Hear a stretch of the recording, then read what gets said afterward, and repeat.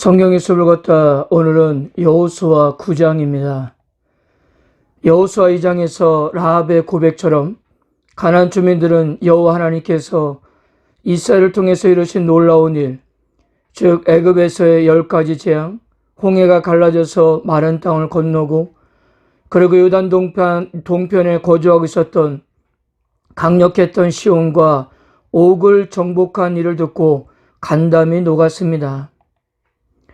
아니나 다를까 본격적으로 가나안 정복에 나서면서 이스라엘의 행보는 충격 그 자체였습니다.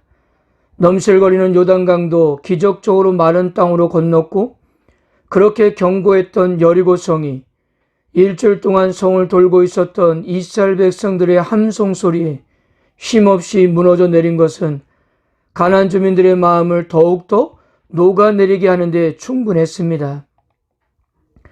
그러나 아간의 범죄로 인해 이스라엘 백성들은 작은 아이성에서 패하게 됩니다. 물론 다시 심기일전에서 승리를 했지만 아마 이 소식을 듣고 있었던 가나안 사람들에게는 잘하면 자신들도 이스라엘을 이길 수 있다라는 자신감을 주었던 것 같습니다.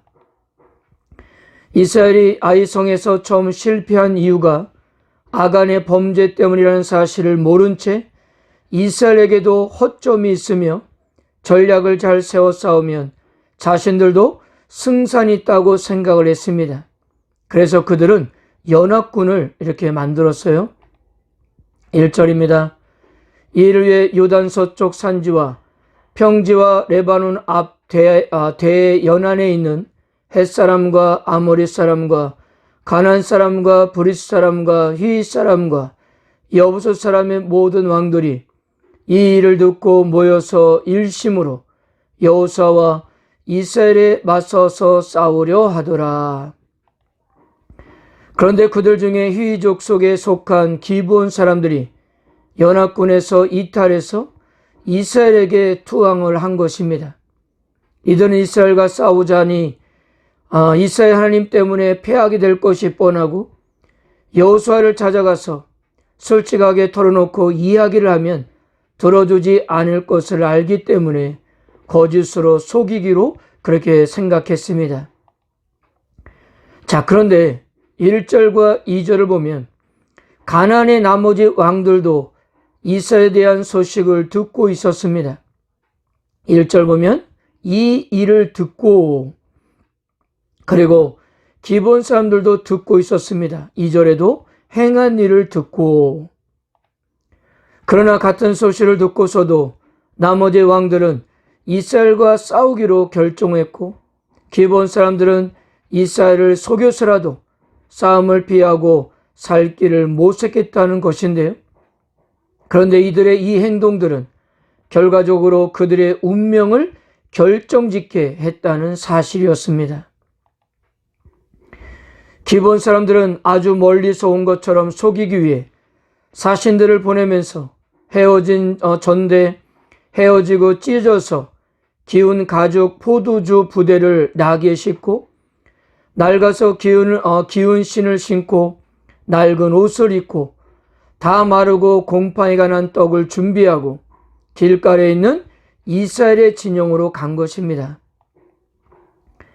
처음에 이스라엘 백성들도 약간의 의심은 갔지만 멀리서 온 흔적이 역력했고 무엇보다도 이들이 라합처럼 이스라엘 하나님 여호와에 대해서 고백하고 있었기 때문에 여호수아의 판단을 더욱 어렵게 만들었던 겁니다.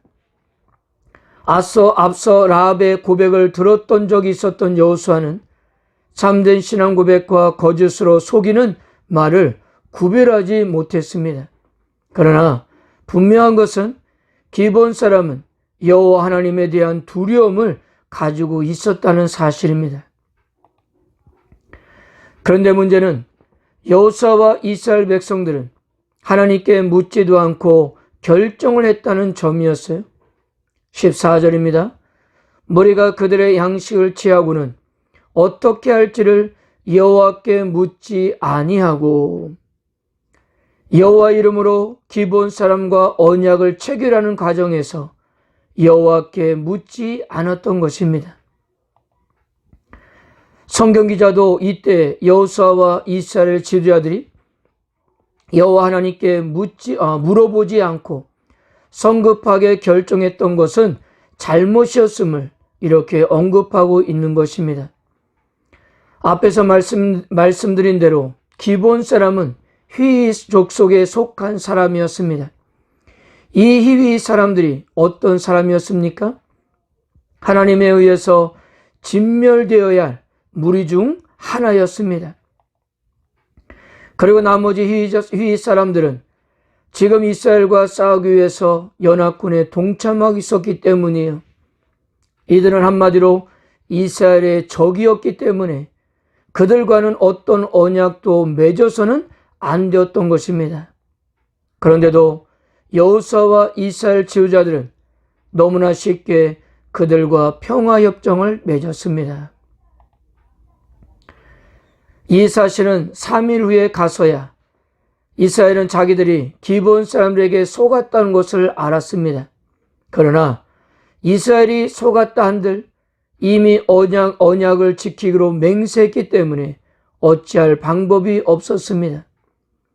구약에서 맹세한다는 것은 매우 엄숙한 행위였고 맹세한 자가 반드시 지켜야 하는 것을 전제하기 때문이었어요. 그래서 이스라엘은 속임수 때문에 기브온과 언약을 맺었음에도 불구하고 이 언약은 취소할 수가 없었던 것입니다. 여기에 대해서 백성들이 많이 아쉬워했지만 서로의 평화적인 계약을 맺었기 때문에 이방인이었고 그것도 진멸되어야 할 대상이었던 기브온 사람들은 이스라엘과 한 공동체가 되었습니다. 그들 역시도 이제 하나님의 보호하심 속에서 하나님께서 지켜주시는 백성이 되었다는 사실입니다. 여호수아는 기브온 사람들을 하나님의 집에 나무를 베고 물을 깃는 사람으로 삼았습니다. 23절입니다. 그러므로 너희가 저주를 받나니 너희가 대대로 이어 종이 되어 다 내 하나님의 집을 위하여 나무를 베며 물을 깃는 자가 되리라 하니. 그리고 27절입니다. 그날에 여호수아가 그들의 여호와께서 택하신 곳에서 회중을 위하며 여호와의 제단을 위하여 나무를 베며 물을 깃는 자들로 삼았더니 오늘까지 이르니라. 이때부터 기브온은 종교 중심지로 부각되며 훗날 기브온에 있는 산당에서 솔로몬은 1000번제를 드렸습니다. 그리고 포로 기한 때에 기브온 사람들도 함께 돌아와서 다른 유대 사람들과 함께 무너진 예루살렘 성벽을 재건하기도 했습니다. 느헤미야 3장 7절입니다. 그 다음은 기브온 사람 무랴다와 메로노 사람 야돈이 강서쪽 총독의 관할에 속한 기브온 사람들 및 미스바 사람들과 더불어 중수하였고, 또한 사울 왕이 기브온 사람을 죽였을 때 하나님의 진노로 이스라엘에 3년 동안 기근이 들어 물 부족으로 큰 고통을 받았습니다. 결국 기브온 사람들의 요청으로 다윗은 사울의 자손 7명을 나무에 매달아 죽임으로써 이 문제를 해결했던 것입니다. 비록 기브온 사람들이 거짓으로 속였고 여호수아와 이스라엘 지도자들은 하나님께 묻지도 않고 성급하게 결정을 했습니다. 어떻게 보면 잘못된 방법으로 언약을 맺은 거예요. 그렇다 하더라도 하나님의 이름으로 그들과 맹세를 했기 때문에 반드시 지켜야 했던 것입니다.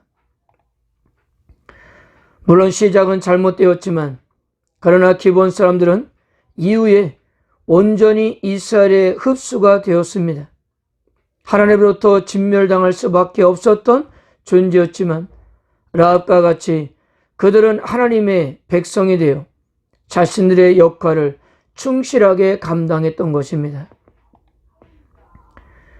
여호수아 9장을 읽다 보면 기브온 사람들이 거짓으로 속여서 이스라엘과 평화협정을 맺는 상황에서 성경 기자는 기브온 사람들을 바라보는 관점은 관대하고 호의적이었다는 사실입니다. 9장에서 성경 기자가 부정적으로 평가했던 부분은 딱 하나였는데요. 여호수아와 이스라엘 지도자들이 하나님께 기도하지 않고 결정했다는 부분이었습니다. 그 외에 성경 기자는 기브온 사람들을 나쁘게 평가하지도 않았습니다.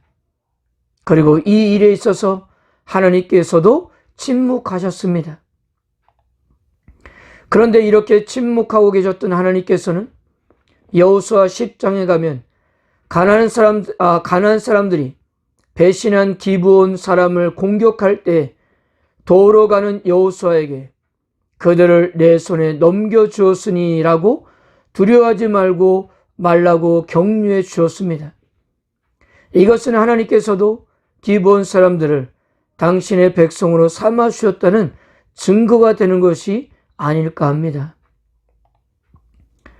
이렇게 놓고 보면 오늘 기브온 사람들의 이야기는 라합 이야기의 속편이라고 할 수 있습니다. 라합과 기브온 사람들의 공통점은 여호와 하나님의 행하신 일을 듣고 있었다는 겁니다. 그런데 이러한 하나님의 역사하심을 들었던 사람들은 이들만 있었던 것이 아니었잖아요. 1절에서도 가나안 나머지 왕들도 이 일을 듣고 있었습니다. 그러나 이것을 듣고 이스라엘에게 투항한 사람은 라합과 기브온밖에 없었습니다. 물론 기브온 사람들은 거짓으로 속였지만 이들에게는 자기들이 살 길이 이 결정밖에 없었기 때문이었어요. 이것을 성경 기자도 부정적으로 평가하지 않았고 하나님께서도 그들을 당신의 백성으로 삼아 주셨습니다. 이스라엘 백성들도 속아서 결정을 했다 하더라도 되돌릴 수는 없었던 거예요. 그들이 그렇게 결정을 했기 때문에 그들과 함께 가야 했던 것입니다. 사랑하는 성도 여러분, 하나님 앞에 간절하시기를 축복합니다. 우리 하나님은 진노 중에서도 은혜를 베푸시기를 원하는 분이십니다. 그리고 무엇이든지 반드시 기도하면서 하나님의 뜻을 묻고 살아가십시오. 혹여 잘못된 결정이라 하더라도 이왕 결정한 것에 대해서는 최선을 다하여 책임 있게 행동하십시오. 하나님은 그 역시도 은혜로 함께 하실 것입니다. 아멘.